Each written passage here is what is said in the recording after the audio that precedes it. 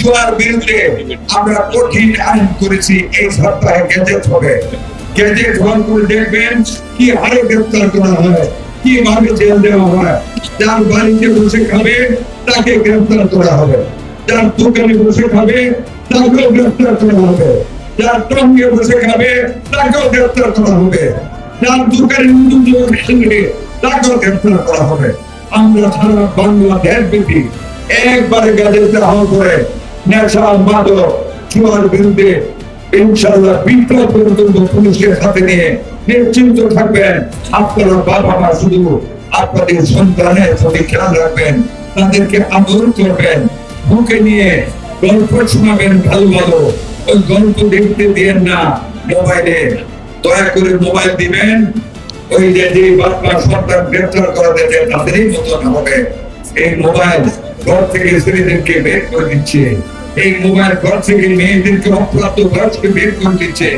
আমি সাবধান করে গেলাম, অনুরোধ রেখে গেলাম, যদি সুন্দর ভবিষ্যৎ চান সন্তানের প্রতি তীক্ষ্ণ দৃষ্টি রাখুন, তাদেরকে ভালো ভালো কর্ম শিখতে দিই, ভালো ভালো কথা বলে গল্প করুন, কিছুটা সময় বুকে দিয়ে সন্তানদেরকে আদর করে ভালো ভালো কথা বলুন, তাহলে সুন্দর বাংলাদেশ আমরা গড়তে পারবো।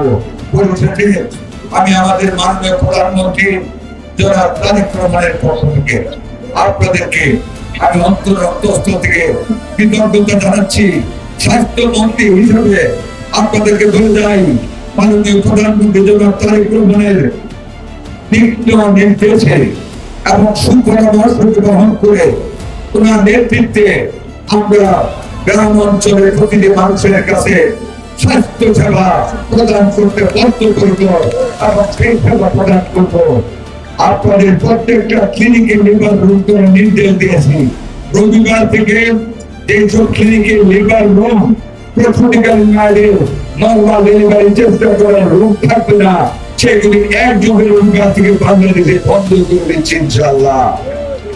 আমরা 1 লক্ষ স্বাস্থ্যকর্মী নিচ্ছি, তার মধ্যে 80,000 মেয়ে নিচ্ছি, মিডওয়াইফার যারা নরমাল ডেলিভারির চেষ্টা করবে, কেয়ার গিভার যারা প্রেগন্যান্সি অবস্থায় মেয়েদের দেখাশোনা করবে, এই সহ বিভিন্ন স্বাস্থ্যকর্মী নিয়োগ করতে যাচ্ছি।